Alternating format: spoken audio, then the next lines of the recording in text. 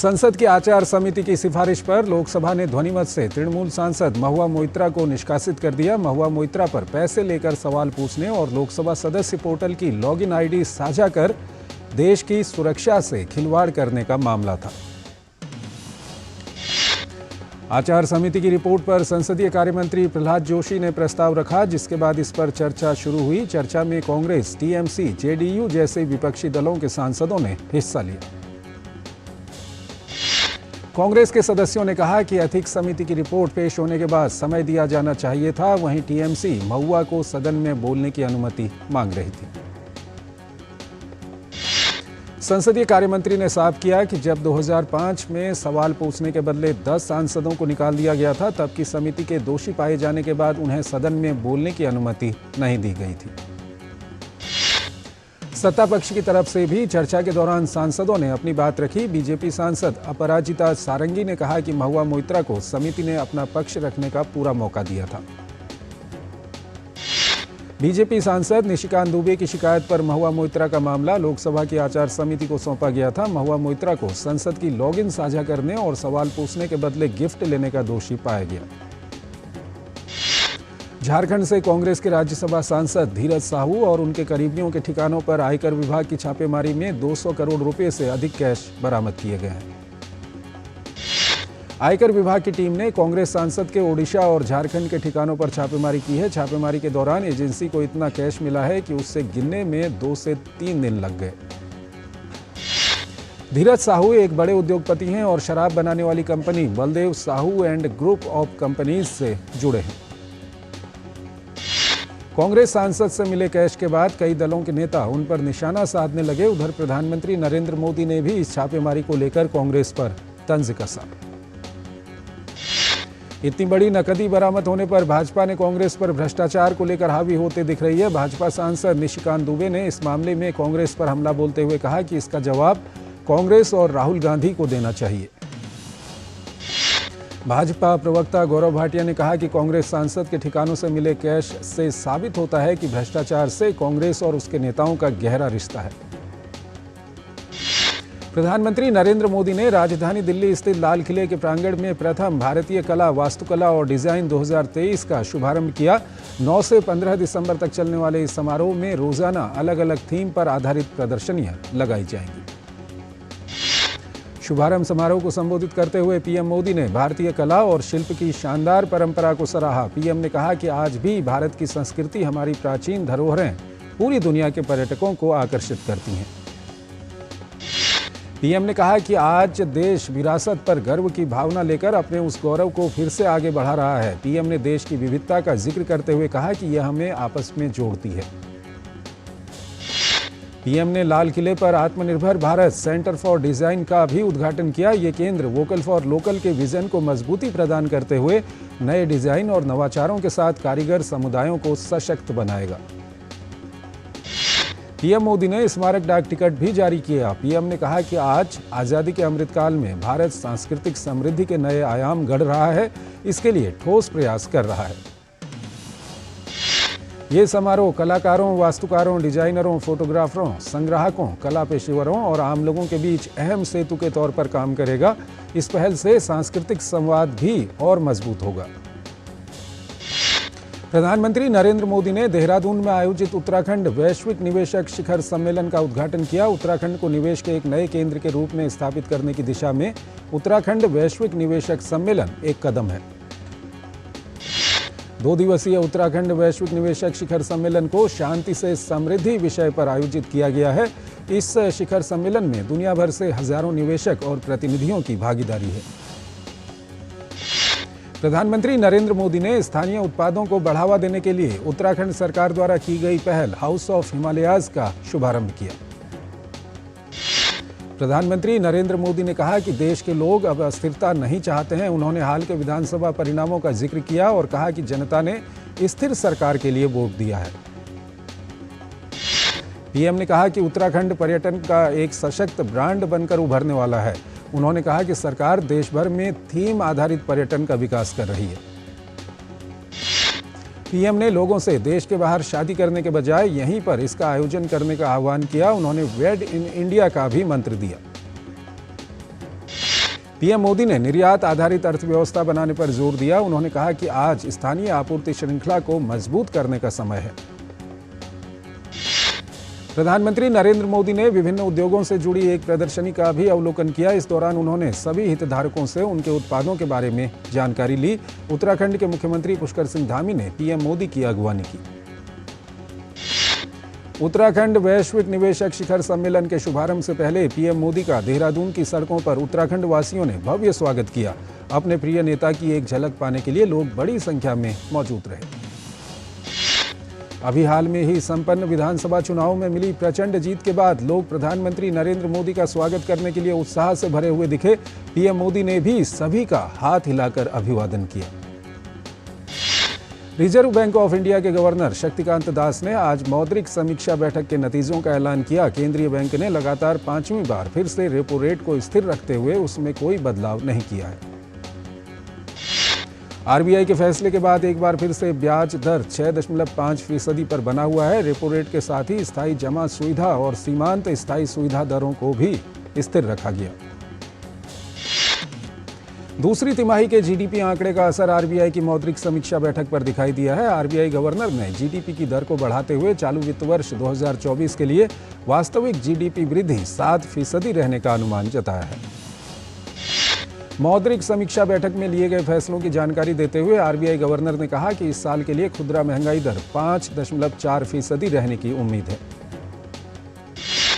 केंद्रीय मंत्री पीयूष गोयल ने विज्ञान भवन में फिक्की वार्षिक सम्मेलन और 96वें वार्षिक आम बैठक को संबोधित किया। केंद्रीय मंत्री ने कहा कि दुनिया भर में सर्वोत्तम प्रौद्योगिकियां और नवाचार के साथ हम 2047 तक 10 गुना वृद्धि के साथ $35 ट्रिलियन की अर्थव्यवस्था बनने की उम्मीद कर रहे हैं। यूनिसेफ की जनरेशन अनलिमिटेड ने भारत के पर्यावरण, वन और जलवायु परिवर्तन मंत्रालय के सहयोग से आज COP28 में ग्रीन राइजिंग पहल की शुरुआत की। केंद्रीय गृह मंत्री अमित शाह ने आज अखिल भारतीय विद्यार्थी परिषद के 69वें राष्ट्रीय अधिवेशन का उद्घाटन किया। कार्यक्रम को संबोधित करते हुए अमित शाह ने कहा, आने वाले 25 वर्षों में भारत हर क्षेत्र में सर्वप्रथम होगा। केंद्रीय गृह मंत्री अमित शाह ने अपने संबोधन में कहा कि युवा शक्ति किसी भी देश की रीढ़ की हड्डी होती है और युवा शक्ति ही देश एवं समाज को शिखर पर ले जाने का काम करती है। आंध्र प्रदेश के मुख्यमंत्री वाईएस जगनमोहन रेड्डी ने राज्य के बाढ़ प्रभावित इलाकों का हवाई सर्वेक्षण किया। हिमाचल प्रदेश के मुख्यमंत्री सुखविंदर सिंह सुक्खू ने दिल्ली में कहा कि हमने 10 गारंटी में से 3 को पूरा कर दिया है और हम 5 साल के लिए आए हुए हैं, तो हम बचे हुए वादों को पूरा करेंगे। मंत्रिमंडल विस्तार के सवाल पर हिमाचल प्रदेश के मुख्यमंत्री सुखविंदर सिंह सुक्खू ने कहा कि मंत्रिमंडल विस्तार जल्द ही इसी साल होगा। हैदराबाद के ज्योतिराव फुले प्रजा भवन में आयोजित प्रजा दरबार में तेलंगाना के मुख्यमंत्री रेवंत रेड्डी ने लोगों से बातचीत की, उनकी शिकायतें सुनी और उनका समाधान किया। तेलंगाना के पूर्व मुख्यमंत्री के चंद्रशेखर राव बीती रात एर्रावल्ली स्थित अपने फार्म हाउस में फिसलकर गिर गए, जिसके बाद उन्हें अस्पताल में भर्ती कराया गया। बाथरूम में गिरने की वजह से के चंद्रशेखर राव के कूल्हे में फ्रैक्चर हो गया है। जम्मू कश्मीर पुलिस अधिकारियों ने श्रीनगर में इंस्पेक्टर मसरूर अहमद वानी को श्रद्धांजलि दी, जिनकी दिल्ली के एम्स में मौत हो गई। इंस्पेक्टर मसरूर अहमद वानी को 29 अक्टूबर को श्रीनगर में आतंकवादियों ने गोली मारकर घायल कर दिया था। कश्मीर जोन के पुलिस अपर महानिदेशक विजय कुमार ने श्रीनगर में कहा कि इस केस को एनआईए को सौंप दिया गया है, लेकिन एनआईए और जम्मू कश्मीर की टीम इस केस को साथ में देख रही है। हमें बहुत से लीड मिले हैं, अभी भी जांच जारी है। तिरुवनंतपुरम में दहेज के कारण शादी टूटने के बाद डॉक्टर की आत्महत्या पर केरल के राज्यपाल आरिफ मोहम्मद खान ने कहा कि हमें समाज में और विशेषकर हमारी लड़कियों में और अधिक जागरूकता पैदा करने की आवश्यकता है। केरल के राज्यपाल ने कहा, मुझे दुख है कि ऐसी घटनाएं केरल में हो रही हैं। उन्होंने कहा, ये न केवल बुरा है बल्कि क्रूर व्यवहार है कि आप लड़की के परिवार से पैसे की मांग करते हैं। आंध्र प्रदेश के पूर्व मुख्यमंत्री और तेलुगु देशम पार्टी के अध्यक्ष एन चंद्रबाबू नायडू ने अमरावती के चक्रवात प्रभावित इलाकों का दौरा किया और स्थिति का निरीक्षण किया। राजधानी दिल्ली में हवा की गुणवत्ता लगातार खराब बनी हुई है। दिल्ली में आज भी वायु गुणवत्ता सूचकांक खराब श्रेणी में दर्ज किया गया। दिल्ली में कई जगहों पर वायु गुणवत्ता सूचकांक 300 के पार रहा। वहीं PM10 का स्तर 227 और PM2.5 का स्तर 322 दर्ज किया गया। रेल मंत्री अश्विनी वैष्णव ने अहमदाबाद में Sabarmati multi modal transport hub में निर्मित भारत की पहली बुलेट ट्रेन टर्मिनल के वीडियो सोशल मीडिया पर साझा किए हैं। Mumbai Ahmedabad high speed rail corridor पर काफी तेजी से काम चल रहा है। भारत की पहली बुलेट ट्रेन अगस्त 2026 में चलने का अनुमान है। रेल मंत्री अश्विनी वैष्णव द्वारा शेयर किए गए वीडियो में देश के सांस्कृतिक विरासत के साथ साथ आधुनिक वास्तुकला की झलक दिखाई गई है। पोंगुनिम में लोकोत्सव 2023 पर गोवा के मुख्यमंत्री प्रमोद सावंत ने कहा कि लोकोत्सव में पूरे गोवा की संस्कृति को दिखाया जाता है। स्पीकर रमेश तवाडकर हर साल इसका आयोजन कराते हैं। मैं उनका बहुत बहुत अभिनंदन करता हूं। महाराष्ट्र के पिंपरी चिंचवाड़ शहर के तलावड़े इलाके में एक मोमबत्ती बनाने वाली फैक्ट्री में आग लगने की घटना में 6 लोगों की मौत हो गई है।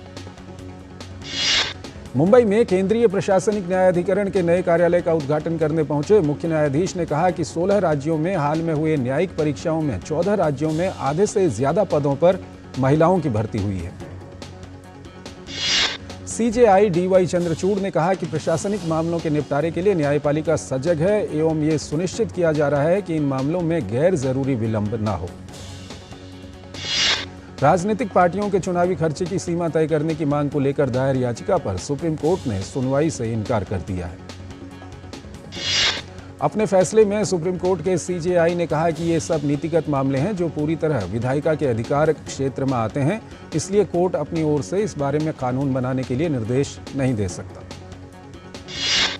उच्चतम न्यायालय पूर्ववर्ती जम्मू कश्मीर का विशेष दर्जा खत्म कर इसे 2 केंद्र शासित प्रदेशों में विभाजित करने के केंद्र सरकार के फैसले की वैधता को चुनौती देने वाली याचिकाओं पर सोमवार को अपना बहुप्रतीक्षित फैसला सुनाएगा।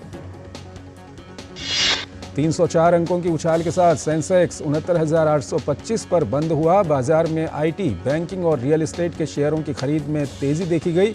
वहीं एफएमसीजी, एनर्जी सेक्टर में गिरावट आई।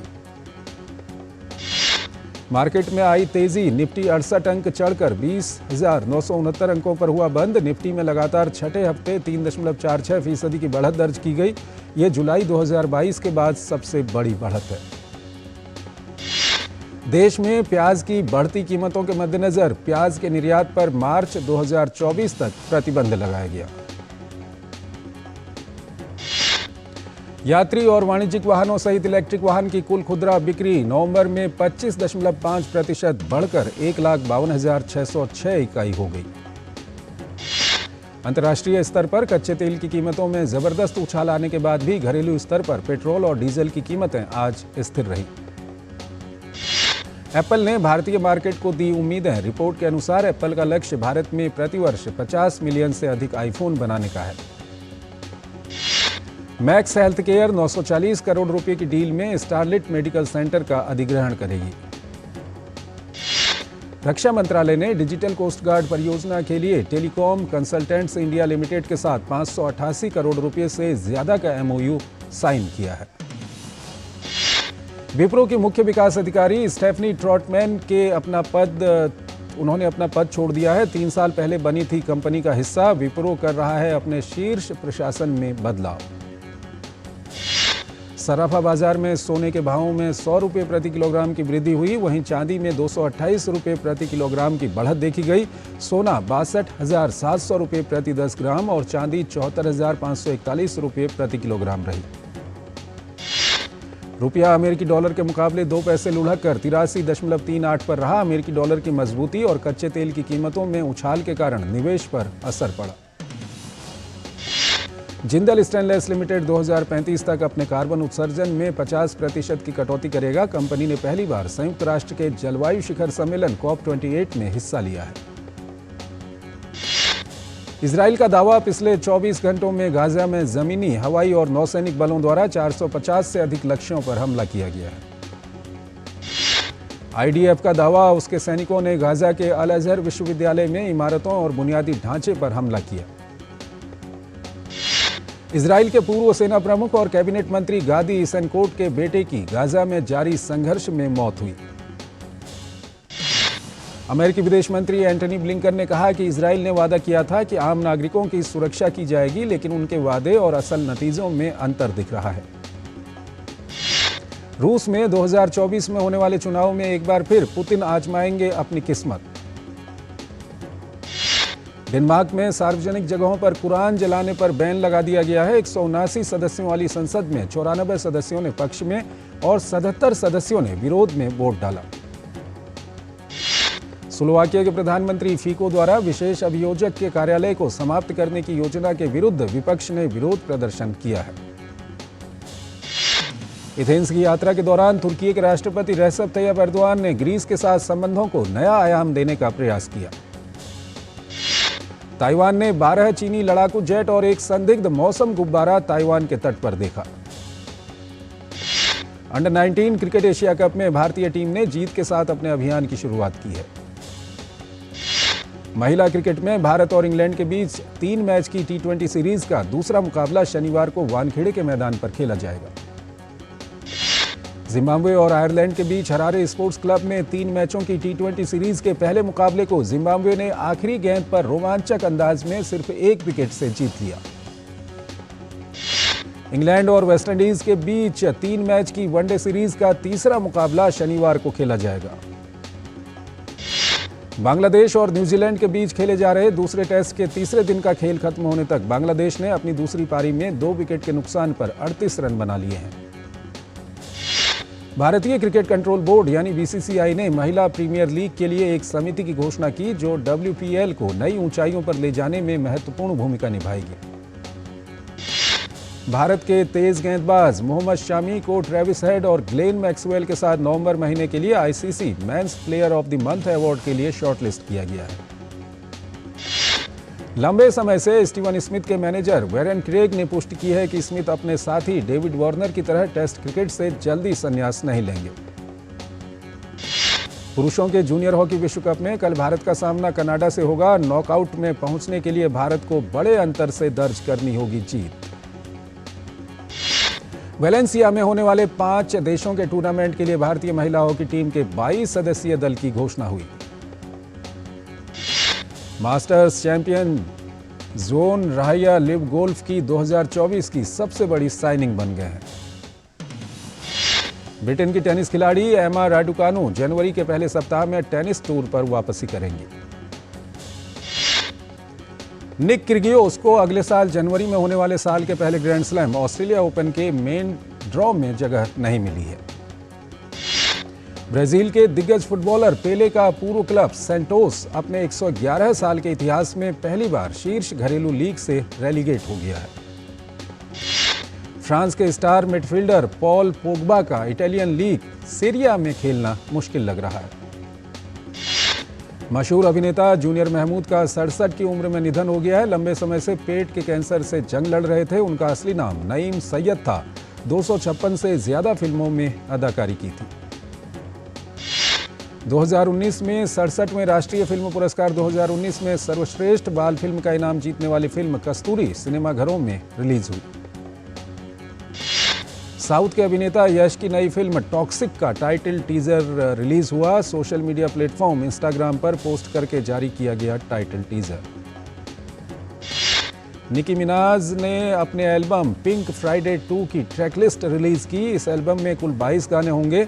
निकी मिनाज के साथ कोलैबोरेशन में ड्रेक, जे कोल, लिल वेन जैसे कई बड़ी हस्तियां साथ आ रही हैं। हिना खान अभिनीत film country of blind film को अकादमी पुरस्कारों के लिए नामांकन की दौड़ में शामिल किया गया है। अक्टूबर 2023 में पहले ही इसे ऑस्कर लाइब्रेरी का स्थायी हिस्सा बनाया गया है। ऋतिक रोशन, अनिल कपूर और दीपिका पादुकोण अभिनीत फिल्म फाइटर का टीजर रिलीज हुआ। फिल्म को सिद्धार्थ आनंद ने निर्देशित किया है। रणबीर कपूर और बॉबी देओल की फिल्म एनिमल की दुनिया भर में धूम। रिलीजिंग के महज 1 सप्ताह में ही फिल्म 550 करोड़ रुपए से अधिक का वर्ल्ड वाइड कलेक्शन कर चुकी है।